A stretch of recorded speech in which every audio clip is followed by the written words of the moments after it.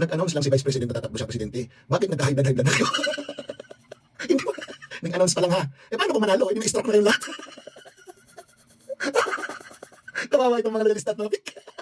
yung bugso pa ng tao, yung parang pag-announce si Vice President, yung buso sa video, parang nanalo na agad. Wow, agad kami natin. Lampasok agad. Nag-announce pa lang. In-hospital na. Ewan ko sa inyo.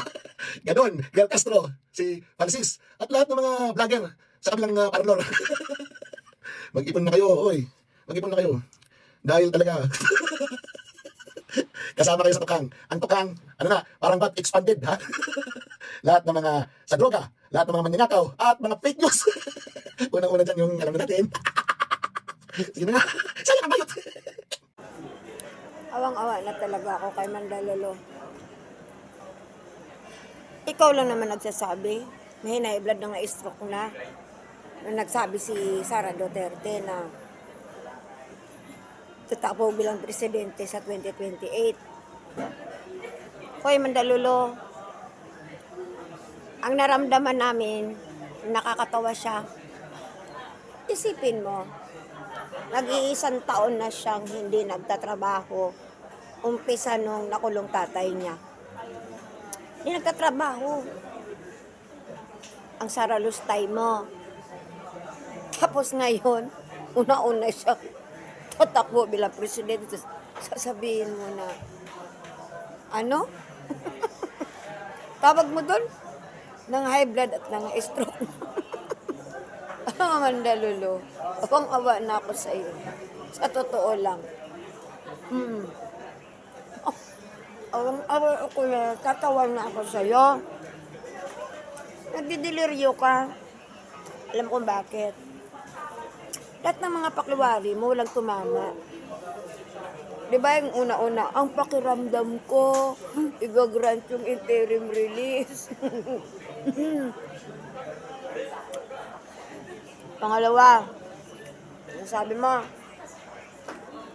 na walang witness, kaya di magpo-proceed ang RCC, wala naman palang witness. Kasi hindi ka nakakaintindi. Nga. Ikaw lang yung tawang-tawa. Sayang yung pagkaano mo. Sayang yung laki ng ulo mo. Sayang. Alam laman.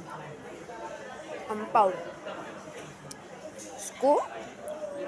Kakayo ka?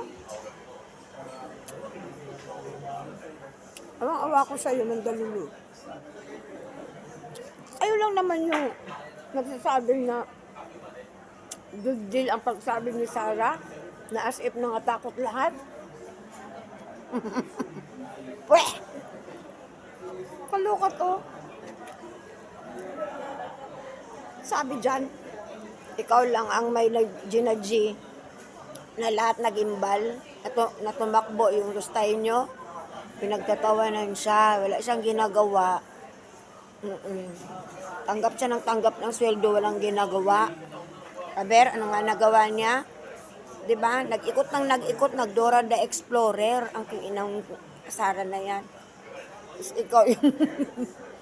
Alam mo, minsan Mandalolo, yung pagdideliryo mo, ilagay mo sa lugar, nakakaawa ka na. Ina mo ka, urur.